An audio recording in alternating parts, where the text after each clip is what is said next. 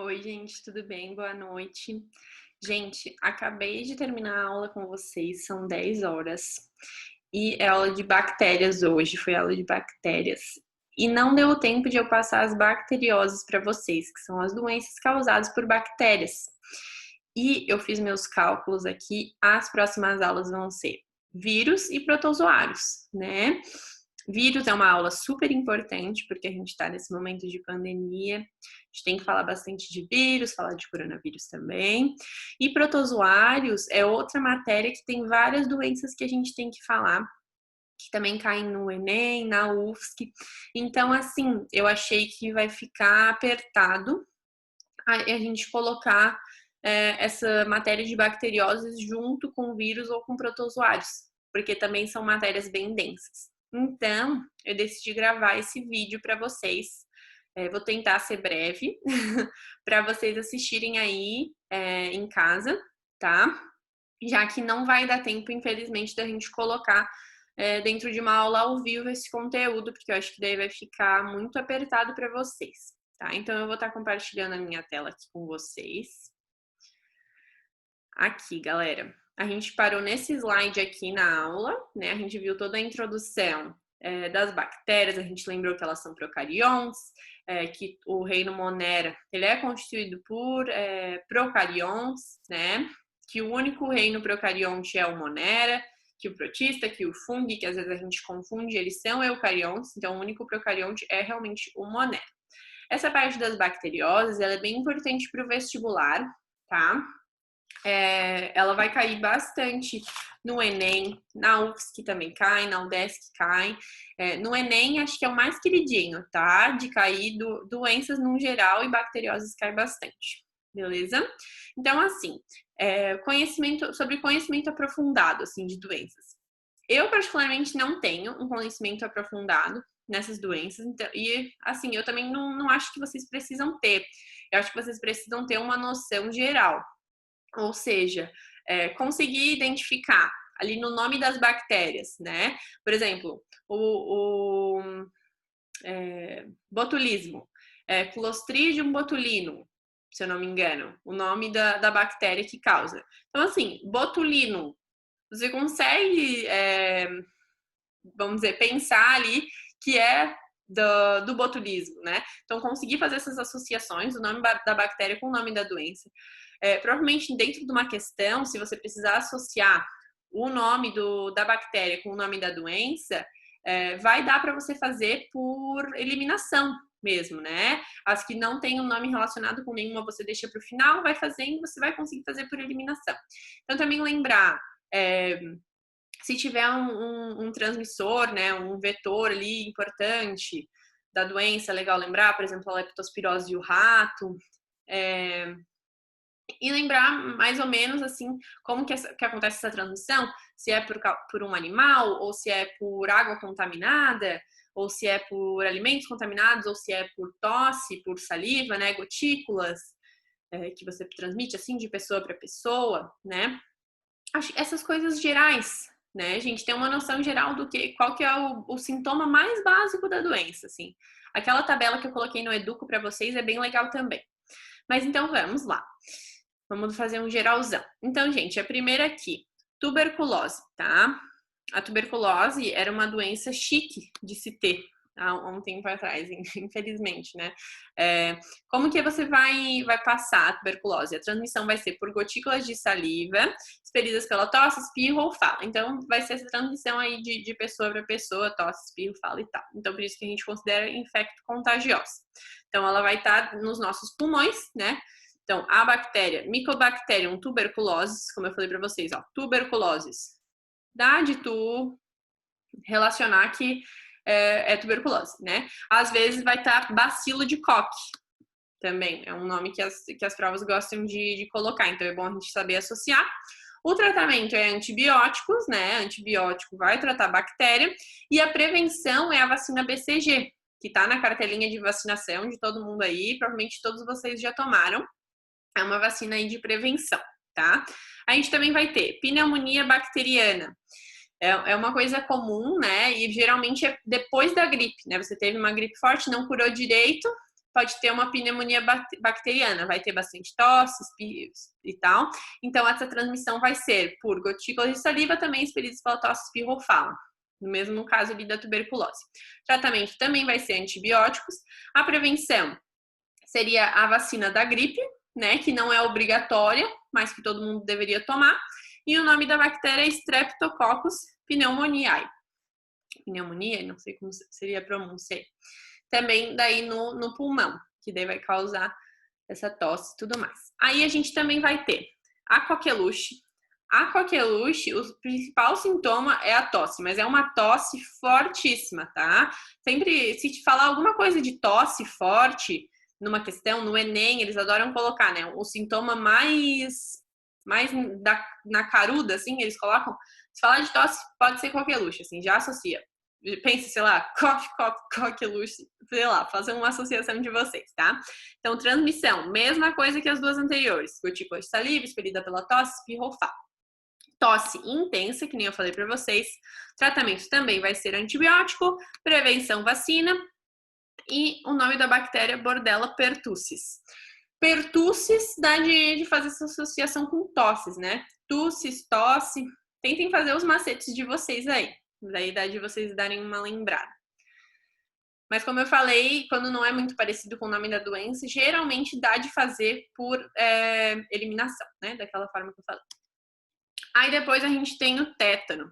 O tétano, acho que todo mundo já ouviu falar, né? De alguma maneira aí, pisar em prego enferrujado, pisar em lata enferrujada, ou nesses arames, assim, né? E parece, quando a gente fala, que é sempre metal, né? Como se só transmitisse o tétano por metal enferrujado. Mas não precisa ser só metal. Pode ser um espinho de rosa infectado. Desculpa, pode ser uma farpa de madeira. Então, não é somente metal, tá? Então, vai contaminar como? Contaminação dos esporos através de perfuração da pele, né? Então, ele não é contagioso de pessoa para pessoa, assim. O tratamento, ele também é antibiótico, prevenção, vacina, né? Todo mundo, acho que tá na carteirinha de vacinação também, de todo mundo deveria tomar. E Clostridium tetani. Tetani dá de relacionar com tétano, né? O nome da bactéria, beleza? A gente tem que também... eu vou falar, acho que melhor para vocês nas próximas aulas, mas o transmissor é diferente do causador, né? Então, nesse caso aqui, a doença não é contagiosa, mas o causador seria o Clostridium tetani. No caso, por exemplo, da dengue, né? A gente tem um mosquito. O mosquito é o vetor. Ele não é o causador da doença. Ele transmite, ele é o vetor dessa doença. Mas o que causa a doença em si não é o mosquito, né? Beleza.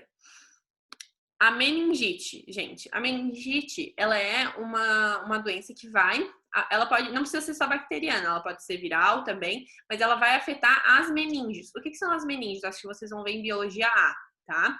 Elas são as proteções aqui do nosso cérebro e da nossa medula, tá? Vão ser como se fossem capinhas, tá? Que a gente tem 3 e elas vão proteger o nosso sistema nervoso central. Beleza? Então, vão ser inflamações nessas proteções. Então, vocês podem ver que é realmente muito grave, né? É uma proteção do nosso sistema nervoso central. Então, se ela inflama, é bem grave. E a bacteriana é mais grave ainda, tá? E a principal forma de prevenir a meningite é por meio da vacinação mesmo. Na meningite bacteriana, geralmente, a transmissão é de pessoa para pessoa, por meio das vias respiratórias, por gotículas de secreções das vias aéreas superiores, do nariz e da garganta. Tá? Então, tem a vacinação também da meningite. Hanseníase, gente. Hanseníase é uma doença bem antiga, né? Que nem eu coloquei aqui, é uma das mais antigas da humanidade. Ela vai causar essas manchas, assim, no corpo. Ai, meu Deus, gente. Esse aqui tá errado. Era do outro, eu acho que eu botei errado. Desculpa.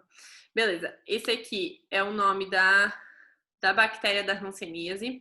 É uma das mais antigas da humanidade e ela é transmissível. Só esse primeiro que não é desse tópico, tá, galera? Depois a gente tem a leptospirose. O Enem gosta bastante de cobrar essa. A transmissão, gente, acontece bastante quando tem enchente tá? Por quê? Porque a urina os ratos, eles podem ser esses transmissores, né, dessa bactéria. Então, eles podem urinar, e daí na urina deles vai estar presente essa bactéria que vai causar a leptospirose. Então, quando a pessoa, na enchente, ela tem contato com água, com lama, que está contaminada com a urina de rato, porque o rato pode urinar no bueiro, na rua, de noite, né, ali e tal, aí choveu, deu enchente, vai estar em contato com essa urina, né? Então, por isso, às vezes a gente vê no jornal alguém atravessando ali na enchente, né, a pé. Isso é extremamente perigoso, né? Esse contato pode fazer com que a pessoa pegue leptospirose. Então, geralmente, pode cair uma questãozinha aí no Enem. Ah, teve uma enchente, tanana, a pessoa entrou em contato com a enchente, blá, blá, blá. Leptospirose, provavelmente que ele está falando, urina de rato. Então, a prevenção, o que seria? Justamente esse saneamento básico. Evitar contato direto com a lama de enchente, controle de roedores também. E os pombos, eles também podem transmitir leptospirose, tá? São outro transmissor aí. Diagnóstico é por exame laboratorial, tratamento antibiótico e Leptospira interrogans seria a bactéria que transmite, ok? Aí a gente tem também a sífilis. A sífilis é uma infecção sexualmente transmissível. Antes a gente chamava as ISTs de DST, né? Doença sexualmente transmissível. Mas agora mudou. Agora a gente chama de infecção, tá? Essas nomenclaturas, elas podem mudar ao longo dos anos. Isso é normal, tá? Então agora a gente chama de infecção. Bom saber, porque a prova provavelmente pode cobrar dessa maneira. Então, para vocês já estarem ligados, tá? A transmissão. Contato sexual sem preservativo. Transmissão congênita também, né? Pode ser vertical, da mãe para o bebê. E transfusão sanguínea também pode causar, tá? Diagnóstico por exame laboratorial. Tratamento antibiótico, bezetacil. Bezetacil é aquela injeção de antibiótico bem doída, né? Ninguém gosta de tomar bezetacil. Então, se cuidem aí nas relações sexuais que vocês tiverem. Prevenção, uso correto de camisinha, tanto masculina quanto feminina, e cuidado com gestantes que estão contaminadas, tá? E o nome da bactéria é Treponema pallidum, tá? Que causa sífilis. Peste bubônica, também chamada de peste negra, mas eu não gosto muito desse nome, né? Nesses tempos aí a gente está tendo várias discussões sobre isso, né? Sobre os nomes aí que a gente dá para as coisas, enfim. Então, eu botei aqui peste bubônica. A transmissão. Contato, mordida pela pulga do roedor que está contaminado com essa peste, tá? Diagnóstico, exame laboratorial, mas pensem, né, gente, lá atrás, na Idade Média, quando teve aqueles surtos que dizimou a Europa inteira, não tinha, né, esse exame laboratorial, tanto é que eles usavam esse tipo de máscara aqui, com cânfora, outras ervas dentro desse bico, para, enfim, achando que isso poderia tanto amenizar o cheiro, quanto também fazer com que a pessoa não pegasse, né? Como se essa cânfora fosse antibiótico, mas eles não tinham essa noção, não tinham noção nem do como que funcionava, o que era uma bactéria e tudo mais, né? Então, dizimou a Europa toda porque eles não sabiam como lidar com isso, achavam que era um castigo de Deus, né? Enfim, não tinham todos os avanços medicinais que a gente tem hoje. Um tratamento também com bezetacil hoje em dia, né? Prevenção, identificar locais contaminados, informar aos órgãos responsáveis, evitar contato com pessoas contaminadas. Dizimou a Europa inteira e o nome é Yersinina pestis, ok? Clamídia também é uma IST, infecção sexualmente transmissível. Transmissão, contato sexual sem preservativo. Transmissão congênita também, da mãe para o bebê. Tratamento também é antibióticos e a prevenção, bem parecido com a sífilis. Os corretos de camisinha, feminina e masculina. E também cuidado com gestantes contaminadas. E o nome é Chlamydia trachomatis. Bem facinho de lembrar também, né? Botulismo, gente. A ingestão de alimento contaminado pode causar botulismo, principalmente em enlatados. O botulismo, ele vai afetar o nosso sistema nervoso, tá? Ele é uma bactéria anaeróbia, ou seja, não precisa de oxigênio para sobreviver. Afeta o sistema nervoso, libera toxinas. Essas toxinas... Ai, tá complicado aqui. Minha rinite. Essas toxinas, elas são bem ruins, né, para o nosso sistema nervoso. Porém, hoje em dia, a gente tem o que a gente chama de botox, né? Vocês já devem conhecer. O que seria o botox? Basicamente, é essa toxina botulínica, essa toxina do botulismo, diluída bastante, bastante diluída, para que ela não seja realmente tóxica para o organismo de quem coloca, né? Então, o que, que essa toxina faz? Ela vai esticar a musculatura e ela vai, vamos dizer, inibir, desativar o sistema nervoso dessa região. Então, isso vai fazer com que a pessoa fique com a pele mais lisinha, né? Porque ela não vai conseguir ter tantas expressões, né? E vai meio que desativar aquela musculatura, então não vai ficar tensionado, enfim. Vai melhorar, então, as rugas e tudo mais. E o nome da bactéria é Clostridium botulinum. Beleza? Gente, sobre as cianobactérias, o que elas são? Não sei se vocês lembram lá no começo da aula, que eu dei ao vivo para vocês, eu falei que o reino Monera era dividido em bactérias, cianobactérias e arqueobactérias. A gente falou até agora de bactérias no geral, né? Agora a gente vai falar de cianobactérias, um por cima, assim, o que mais cai, eu acho que são realmente as doenças. Mas podem também cair as cianobactérias, então eu resolvi falar um pouquinho para vocês. Então, as cianobactérias, elas também são procariontos, unicelulares, também vivem em colônias, exatamente igual às bactérias que a gente falou até agora. Elas também podem realizar a fotossíntese, mas é mais semelhante às algas e os vegetais. Ela não vai usar o sistema dos eucariontes, porque ela não vai possuir cloroplastos, porque não possui organelas membranosas, mas ela possui a clorofila, que vai captar a luz. Algumas conseguem sintetizar nitrogênio direto da atmosfera, tá? Isso é bem importante para algumas plantas, né? Para a raiz das plantas, enfim, para as plantas crescerem, elas precisam desse nitrogênio sintetizado. Então, essas cianobactérias, elas podem estar ajudando a fazer essa sintetização. Vocês vão ver em Biologia B sobre o ciclo do nitrogênio, tá? Eu acho que é só no segundo semestre. E daí vocês vão ver sobre essas bactérias específicas que conseguem sintetizar, tá? Esse nitrogênio, que são bem importantes para as plantas. Também podem existir, elas são autotróficas, né? As bactérias que a gente estava falando antes podem ser tanto heterotróficas quanto autotróficas. Aqui as cianobactérias, elas são autotróficas. Elas podem ser tanto terrestres, marinhas ou de água doce, e água doce seria a maioria. Algumas vão possuir toxinas letais para mamíferos, tá? Gente, isso aqui, ó, seria uma reprodução exacerbada de cianobactérias. Elas se reproduziram muito e delas ficam nessa coloração, tá? Que seria, a gente chama de floração, isso aqui que está acontecendo. Floração é quando elas se reproduzem aceleradamente, tá? Isso vai alterar a cor e o cheiro da água, porque elas produzem essas toxinas, né? E elas também têm pigmentos coloridos. E esses pigmentos, lá no material tem mais certinho o nome desses pigmentos e tudo mais.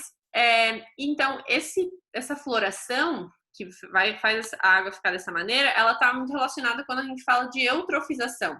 Provavelmente, acho que vocês já viram sobre eutrofização em Biologia B. Se não viram, vocês vão ver. Mas é basicamente quando tem muito material orgânico na água, tá? E daí isso acaba prejudicando os animais que vivem naquele local, porque tem material orgânico demais, tá? Mas em Biologia B vocês vão ver mais sobre isso. Então, as cianobactérias podem colaborar com isso, com essa eutrofização. Elas já foram chamadas de algas azuis por causa de um pigmento que elas têm, mas hoje a gente não chama mais elas assim, a gente chama de cianobactérias, tá? A gente chamava de algas azuis, mas hoje a gente sabe que elas não são algas verdadeiras, elas não são algas, porque as algas, a gente vai ver que elas estão dentro do reino protista, né? Então, aqui no reino Monera, a gente vai ter só as bactérias, cianobactérias e tudo mais. As algas verdadeiras vão estar dentro do reino protista, que a gente vai ver nas próximas aulas. E também tem aqui sobre as arqueobactérias e uma tabela comparando com as bactérias, né? As arqueobactérias, elas vão ser, sempre que a prova cobrar, às vezes que eu vejo, a prova ela cobra de uma maneira assim, que vão habitar ambientes extremos, como assim, de temperatura adversa, salinidade adversa.